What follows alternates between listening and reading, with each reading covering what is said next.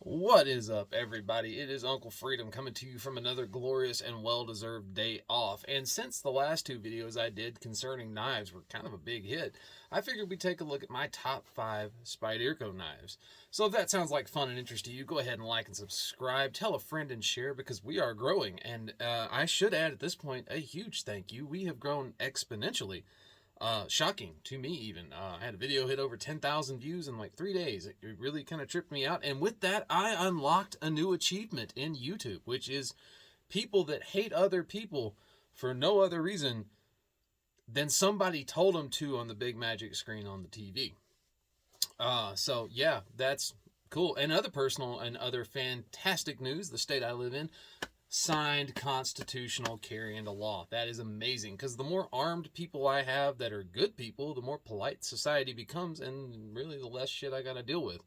An armed society is a polite society.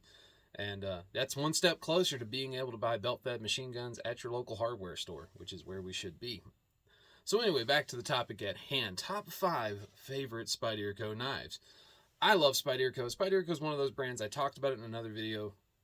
They're just cool. And like cliffhanger cool. Like they're just freaking cool. All right. That said, like I love some of the old classic designs. There were ones that got me into them, but these are my top 5, and these aren't necessarily the specific model of that knife, just the actual model itself. So number 5 on my list is the Manix 2. I love the Manix 2. I think this is probably one of the most ergonomic and comfortable knives you will get. I love that ball bearing lock. It's just fun. And I mean, if you're super bored, I mean, you can just, to your heart's content. This is the lightweight model from Blade HQ with the CPM M4 steel. I love M4 steel. In my opinion, all good steels rust if you don't take care of them. I know, I'm just old school. But this shit is amazing. I love this knife. I do wish I could take it apart, not because I would actually do it, but I just wish I could take it apart because the inner child in me says, man, I can't, they proofed it, so I can't do it. But I mean, this is a great knife. The normal version of this guy, 3.375 inch blade, you're looking at S30V steel. The G10 version, which is the one that originally got me into the Manix, is just freaking tough. I mean, that felt like a tool knife. That I could really use and beat on, and I did for quite a long time. But currently, the new favorite for me is this guy, since this is the one I've got left in my collection because I just added it. Fun knife. So number 4 on this list is a classic, and that classic is the Endura model. It's an enduring classic, if you will. I own the Delica, I own the Andela, and I own the Endura. I like bigger knives.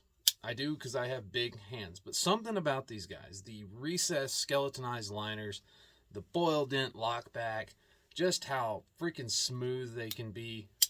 And I mean, they're tough. They're good looking knives. They scream Spyderco. That jimping on the thumb ramp, just a cool freaking knife.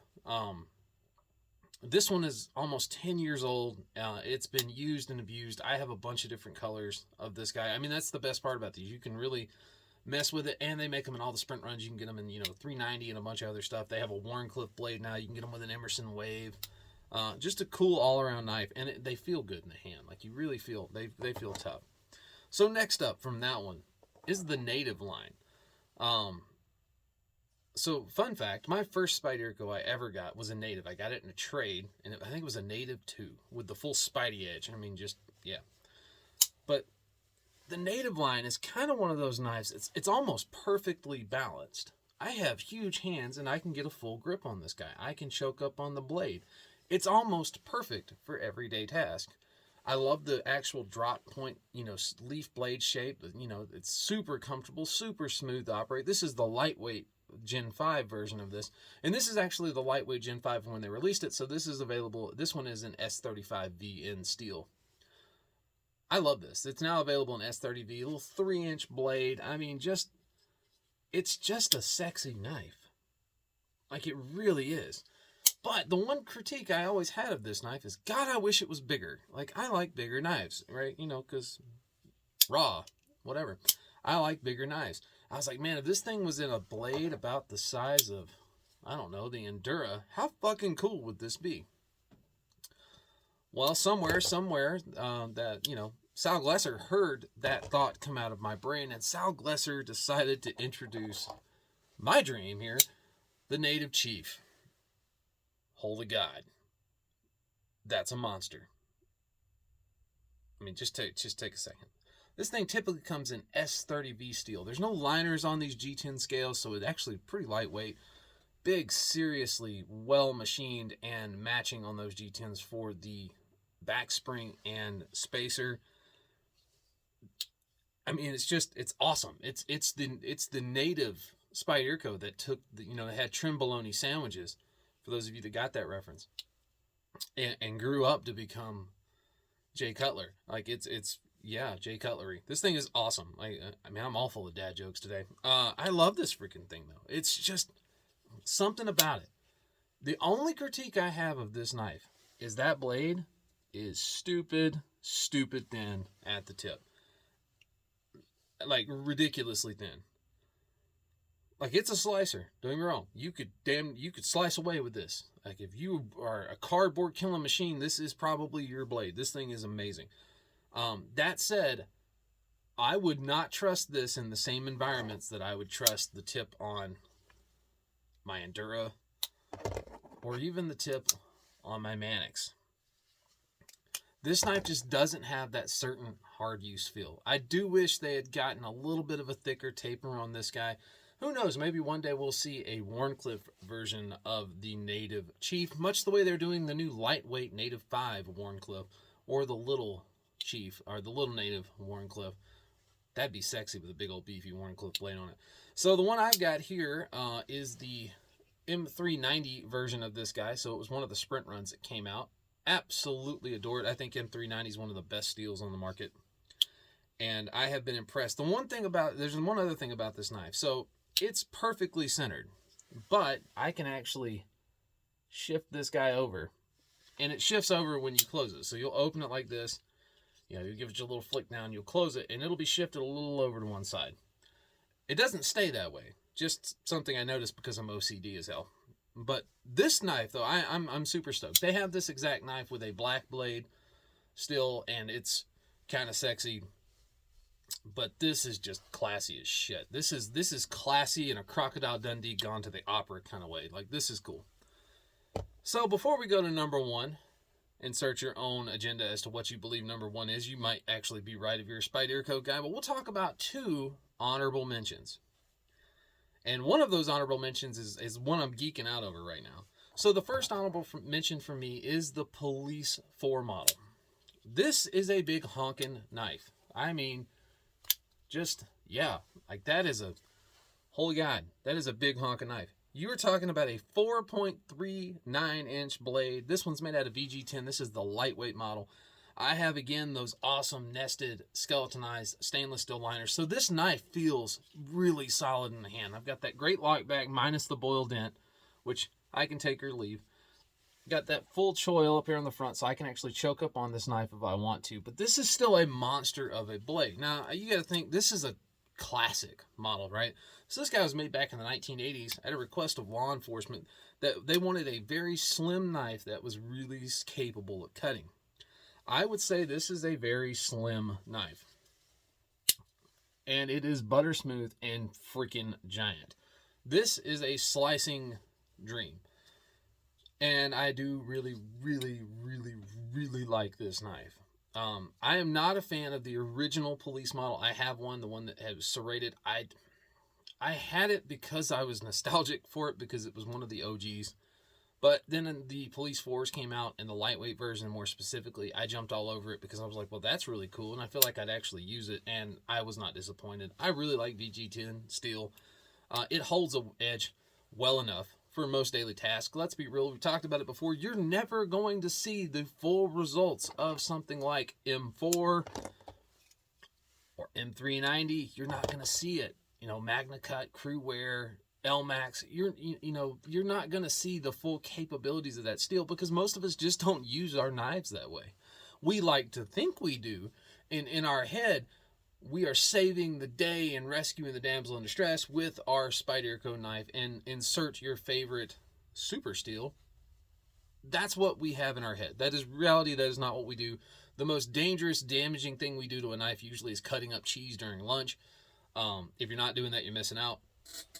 But in reality, we don't really abuse knives. And I've noticed something about, knives as I've gone on and collected this. Like, I've had, like, you start this trend, like, you have, like, your buck, and that's, like, your knife, and you work on it. And then you get your first really nice folder, whether that's a Benchmade Griptilian or, an Endura or something like that. And you kind of baby it, right? Like, you kind of baby it because you just spent, like, $100 and something on a knife. And as dumb as it sounds, that is totally considered budget in my brain for a knife is all you need to know that I'm a knife guy. But we get that and we're like, holy shit, I just spent like $130, $140 on a knife. I'm not gonna loan this one out to anybody, which I don't loan out knives anyway. I carry like one with a replaceable utility blade. That's the one I give you because I'm sorry, I don't care. I don't trust you not to jack up my blade. I like my knives. It's like you hand them to somebody and you hear this scraping sound and you immediately turn around and want to strangle your fingers. You're like, what are you doing? That's why they make putty knives, bro. Holy shit, I'd have gave you a pry bar. Stop doing that.